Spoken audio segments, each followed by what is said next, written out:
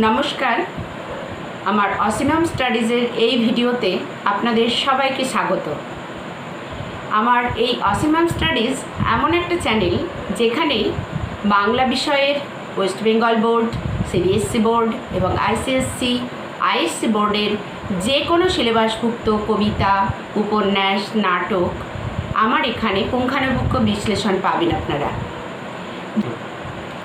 যদি আমার এই ভিডিওটি আপনাদের ভালো লেগে থাকে তাহলে আপনি সাবস্ক্রাইব করে রাখুন আর আপনার বন্ধুদের মাঝে শেয়ার করুন, যাতে অন্যরাও এটা পড়ে সামান্য কিছু হলেও উপকৃত হতে পারে।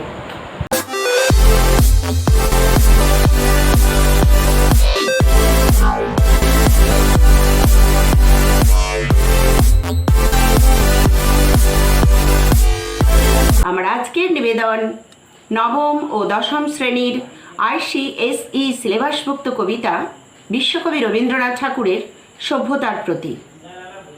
বিশ্বকবি রবীন্দ্রনাথ ঠাকুর সম্পর্কে বলার কিছু নেই। তিনি 1861 সালের 7ই মে কলকাতার জোড়াসাঁকোর ঠাকুরবাড়িতে জন্মগ্রহণ করেছিলেন। কবি একাধারে শিল্পী, নাট্যকার, নৃত্যনাট্যকার, ছোট গল্পকার, উপন্যাসিক, সাহিত্যিক, কবি, একাধারে তিনি সব কিছু। অর্থাৎ জলে, স্থলে, আকাশে, বাতাসে চারিদিকে শুধু রবীন্দ্রনাথ, রবীন্দ্রনাথ আর রবীন্দ্রনাথ। রবীন্দ্রনাথকে বাদ দিয়ে সাহিত্য জগৎকে ভাবা যায় না। এই বিশ্বকবি রবীন্দ্রনাথ ঠাকুরেরই কবিতা সভ্যতার প্রতি। রবীন্দ্রনাথ ঠাকুর ছোটবেলায় স্কুলে যেতে পছন্দ করতেন না, কারণ স্কুলের জীবনটাকে তিনি মনে করতেন 10টা চ্যাপ্টার আন্দামান। অর্থাৎ আন্দামানের সেলুলার জেলে বিপ্লবীদের উপরে যে অত্যাচার করা হতো তিনি মনে করতেন বিদ্যালয়ে ছাত্রদের প্রতিও সেরকমই ব্যবহার করা হয়। বন্দি জীবন তার পছন্দ ছিল না। তাকে পড়ানোর জন্য অনেক চেষ্টা করা হয়েছিল, কিন্তু তিনি বিদ্যালয়কে পছন্দই করতেন না। তবুও তিনি একাধারে এত কিছু। তিনি কবি, সাহিত্যিক, উপন্যাসিক, এমনকি সাহিত্যে তিনি নোবেল প্রাইজও পেয়েছেন। কবির 8 বছর বয়স থেকেই কবিতা লেখার সূত্রপাত। তারপর থেকেই তিনি কবিতা, নাটক, উপন্যাস ইত্যাদি রচনা করেছেন। এই সভ্যতার প্রতি কবিতা কবির একটি অনন্য কবিতা। এই কবিতায় কবি বলেছেন, মানুষ যখন জঙ্গলে বাস করত, অর্থাৎ জঙ্গলাদি প্রাণ ছিল, সেই জঙ্গলাদি প্রাণ তিনি ভালোবেসেছেন। বর্তমান নগর সভ্যতাকে কিন্তু তিনি অবহেলা করেছেন। বর্তমান নগর সভ্যতার প্রতি কবি আস্থাহীন, তার আস্থা নেই, ভালোবাসা নেই। কারণ তিনি মনে করেছেন এই নগর সভ্যতা নিষ্ঠুর, সার্বগ্রাসী। তাই সবসময় নির্বিচারে যথেচ্ছভাবে জঙ্গলকে কেটে নষ্ট করে নিজের আখের গোছাতে ব্যস্ত।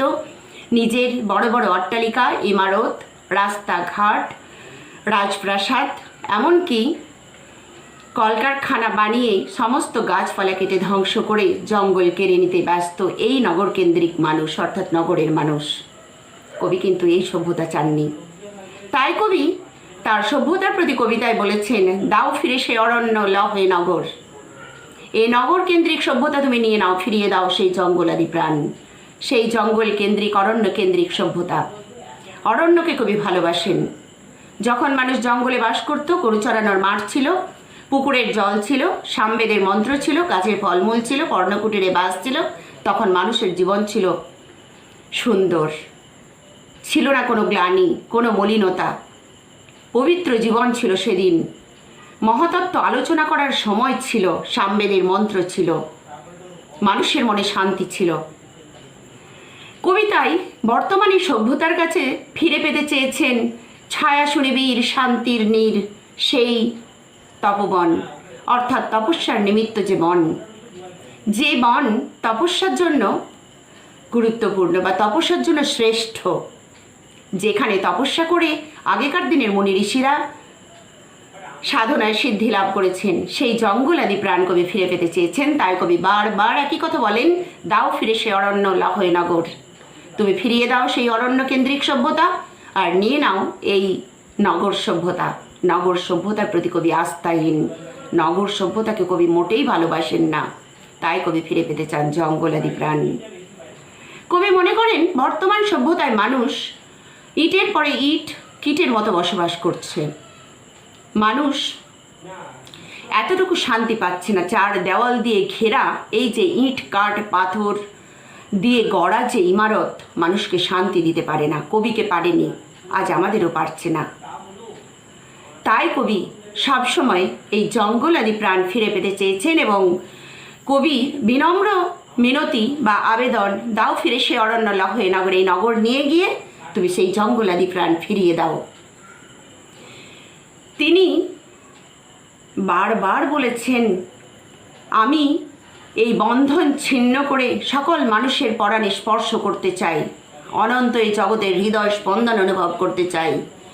পাখিরা যেমন আকাশে নিজের ইচ্ছে মতো ঘুরে বেড়ায়, সেরকম স্বাধীনতা কবি চান। তিনি চান পক্ষের বিস্তার, পরাণে স্পর্শিতে চান, সমস্ত বন্ধন ছিঁড়ে সকলের হৃদয়ে স্পর্শ অনুভব করতে চান কবি। কবি বারবার ওই একই কথা বলছেন, ফিরিয়ে দাও আমার সেই জঙ্গল সভ্যতা, আর নিয়ে নাও এই বর্তমান নগর সভ্যতা, চায় না এই সভ্যতা। এই সভ্যতার প্রতি কবিতার কবির বিনম্র মিনতি। সেই পুকুরের জলে স্নান, পুকুরের জল পান, গরু চরানোর মাঠ, বলকল অর্থাৎ গাছের বাকলের পোশাক, পর্ণকুটিরে বাস, গাছের ফলমূল খাওয়া, সেই দিনগুলোই আমাকে ফিরিয়ে দাও। সেই ছায়া সুনিবিড় শান্তির নীড়, যেখানে সবসময় শান্তি বিরাজ করত, সেই ছায়াই যেন শান্তি ঝরে পড়ত, সেই দিনগুলো কবি ফিরে পেতে চান। এই স্বাধীনতার প্রতি কবিতায় কবি তাই বিস্তৃতভাবে বর্ণনা করেছেন। প্রথমেই কবি বলেছেন এই কবিতার, দাও ফিরে সে অরণ্য লও হয়ে নগর, লও যত লৌহ লোষ্ট্র কাষ্ঠ ও প্রস্তর। দাও ফিরে সে অরণ্য লও হয়ে নগর, এই নগর তুমি নিয়ে নাও আর ফিরিয়ে দাও সেই জঙ্গলাদি প্রাণ। লও যত লৌহ লোষ্ট্র কাষ্ঠ ও প্রস্তর। লৌহ হচ্ছে লোহা, লোষ্ট্র হচ্ছে ঢিল জাতীয় মোটা মোটা মাটি দিয়ে তৈরি ঢিল, লোষ্ট্র কাষ্ঠ হচ্ছে কাঠ, প্রস্তর হচ্ছে পাথর। ইট কাঠ পাথর দিয়ে তৈরি এই যে বড় বড় বিরাট ইমারত, এই সভ্যতা তুমি ফিরিয়ে নাও। দাও ফিরে সে অরণ্য লহে নগর, হে নব সভ্যতা হে নিষ্ঠুর সর্বগ্রাসী, দাও সেই তপবন পুণ্য ছায়ারাশি। হে নিষ্ঠুর নবসভ্যতা, এই নবসভ্যতাকে কবি নিষ্ঠুর সর্বগ্রাসী বলেছেন, কারণ এই নবসভ্যতায় মানুষ যথেচ্ছভাবে অরণ্য কেটে ধ্বংস করে নিজের নিজের পরিবেশ সাজাতে ব্যস্ত হয়ে উঠে পড়ে লেগেছে। আজ এই গাছ কিন্তু কবি আবার ফিরে পেতে চেয়েছেন। দাও সেই তপবন পুণ্য ছায়ারাশি, যে ছায়ায় পুণ্য ঝরে পড়ে সেই ছায়া তুমি ফিরিয়ে দাও, সেই জঙ্গলের প্রাণ তুমি ফিরিয়ে দাও। গ্লানিহীন দিনগুলি, সেই সন্ধ্যা স্নান, সেই গোচারণ, সেই শান্ত সামগান, যেখানে সেখানে যে জঙ্গলে গাছ কাজ করেও কোনো অশান্তি ছিল না, কোনো গ্লানি ছিল না, কোনো মলিনতা ছিল না, সেই দিনগুলি তুমি ফিরিয়ে দাও। সেই গোচারণ, গরু চরানোর মাঠ, সেই শান্ত সামগান, গরু চড়িয়ে বলকল বসন পড়ে সামবেদের মন্ত্র শুনে পর্ণকুটিরে বাস করে যে শান্তি ছিল, সেই শান্তি তুমি ফিরিয়ে দাও। নিবার ধানের মুষ্টি বলকল বসন, নিবার ধান অর্থাৎ নিবার ধানের মুষ্টি বলকল বসন, নিবার ধান অর্থাৎ তৃণজাতীয় ধান অর্থাৎ উড়ি ধান। এই ধান মানুষ নিজেই চাষ করতো, নিজেই নিয়ে আসতো। সেই উড়ি ধান, সেই শান্ত সামগান। আমাদের বেদের 4টি অংশ, ঋক সাম যজু অথর্ব, এই সামবেদের মন্ত্রগুলিকে গানের আকারে গাওয়া হতো, মন্ত্র হিসাবে উচ্চারণ করা হতো।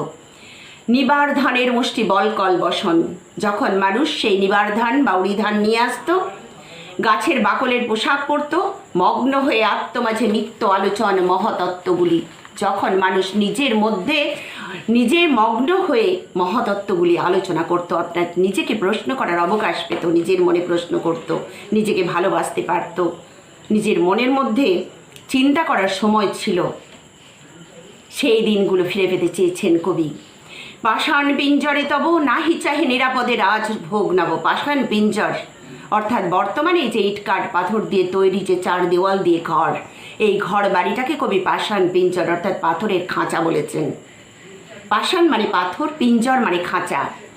নাহি চাহে নিরাপদে রাজভোগ নামো, এই পাষাণ পিঞ্জরে বসে আমি নিরাপদে রাজভোগকে সুখে নিদ্রা যেতে চাই না। ফিরিয়ে দাও সেই জঙ্গলাদি প্রাণ, আমার সেখানেই শান্তি, সেখানেই সেই ছায়ায় শান্তি ছড়ে পড়ে। ফিরিয়ে দাও সেই জঙ্গলাদি প্রাণ। নাহি চাহে নিরাপদে রাজভোগ নামো, চাই স্বাধীনতা, চাই পক্ষের বিস্তার। আমি স্বাধীনতা চাই। স্বাধীনতা কাকে বলে? যখন আমি নিজের মনে পড়াশোনা করতে পারবো, নিজের মনে গান গাইতে পারবো, নিজের মনে কবিতা লিখতে পারবো, নিজের জন্য আমার সময় থাকবে, নিজের মনের মতো আমি করতে পারবো, যা সমস্ত কিছুর বন্ধন ছিন্ন করে আমি সকলের পরাণে স্পর্শ করতে পারবো, তাকেই বলি স্বাধীনতা। বক্ষে ফিরে পেতে চাই শক্তি আপনার, আমি নিজের শক্তিতে বলিয়ান হয়ে নিজেই কিন্তু সব কিছু করে যখন বেঁচে থাকতে পারবো, আমি সেই জীবন ফিরে পেতে চাই আবার। এই পরাধীন সভ্যতা আমি চাই না। পরাণে স্পর্শিতে চাই ছিড়িয়া বন্ধন, অনন্ত জগতের হৃদয় স্পন্দন। আমি এই অনন্ত জগতের হৃদয় স্পন্দনকে ছিঁড়ে অনন্ত জগতের হৃদয় স্পন্দন অনুভব করতে চাই। আমি সমস্ত বন্ধন ছিন্ন করে, সমস্ত বাঁধন থেকে এই বাড়ি ঘর সমস্ত ত্যাগ করে জঙ্গলে গিয়ে আমি সমস্ত বন্ধন ছিন্ন করে এই পৃথিবীর অসীম অনন্ত হৃদয়ের স্পন্দন অনুভব করতে চাই।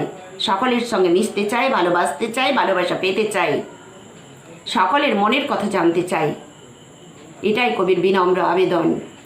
দাও ফিরে সে অরণ্য লহে নগর, আর আমাকে এই নগরে নিও না, নগরে রেখো না, তুমি নিয়ে নাও আমার এই নগর সভ্যতা, ফিরিয়ে দাও আমার সেই অরণ্য সভ্যতা।